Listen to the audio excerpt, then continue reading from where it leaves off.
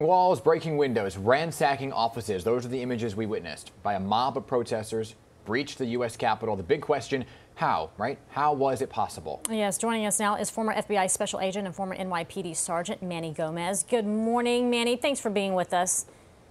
Good morning. Thank you for having me. I think this list is long, but help us understand what went wrong yesterday. Well, basically, they didn't have number one, the intelligence that they needed. They didn't know exactly how many people were showing up, if this was going to be an aggressive crowd, who the leaders of this crowd is, what information was being passed amongst them. Hold on, Manny. You said they didn't know if this would be an aggressive crowd. Wouldn't you think by the rhetoric and what they saw leading up to that there was going to be tension and aggression? How can you say they didn't know that? Let me just walk you through some of the things, right? Because on December 19th, the president himself sent out a tweet that used the words, big protest in D.C., it'll be there and it'll be wild. New York Times is reporting there were Facebook groups that had rhetoric like, if you're not prepared to use force to defend civilization, then be prepared to accept barbarism. These things were out there for weeks. They had body armor on. You're a former FBI agent. You know how to look for these things. Right. So the FBI gives this intelligence to Washington police. Washington police is then the organization that is paid and trained to defend that Capitol building.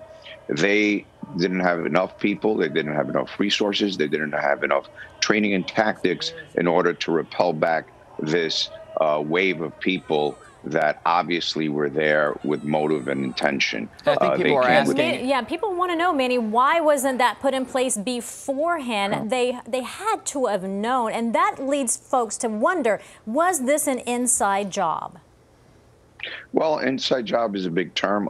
Obviously now heads are going to roll. There's going to be obviously an internal investigation as to why this happened. Why didn't they have resources such as mounted being police on horseback to, in effect, are trained to deal with these kinds of riots, and reserve forces, and have the state polices of Virginia and Maryland on standby, perhaps even the National Guard on standby as well, because this took too long to put down. This never should have happened to begin with. There should have been more rings of protection around that iconic building, which is the source of our national legislature. You have an officer right there in that video trying to hold people back with just a baton. Well, that's because, Manny, you and I have spoken a number of times over the years about security, and I know your history, right? 2,200 people on the Capitol Police Force, only 500 to 600 deployed yesterday, knowing what was to come. So the shoulda, woulda, coulda, that will be analyzed. There will be something like a 9/11 commission.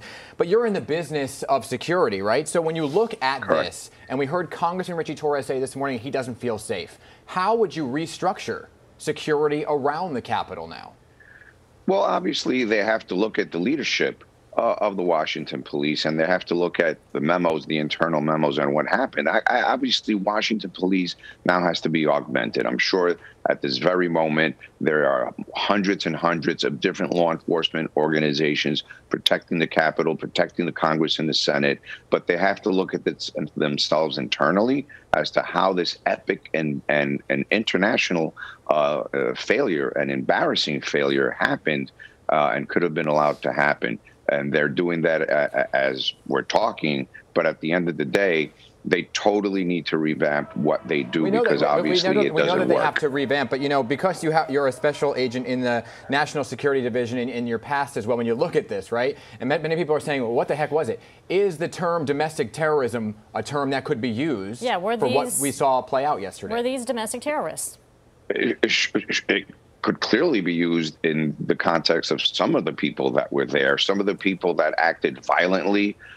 Some of them are simple criminals. If you enter the Capitol building unwantedly, you're trespassing, which means that you are a criminal. If you're now there acting violently and looking to perhaps even hurt one of the members of Congress or the Senate, then you could seriously be considered a domestic terrorist, which is obviously another name for a felon that is looking to hurt the United States of America as a whole through one of its political parts. Yeah, there's a lot to be investigated here, Manny. Thank you so much for helping us try to find some answers to the many questions out there. We do appreciate your insight. Sure.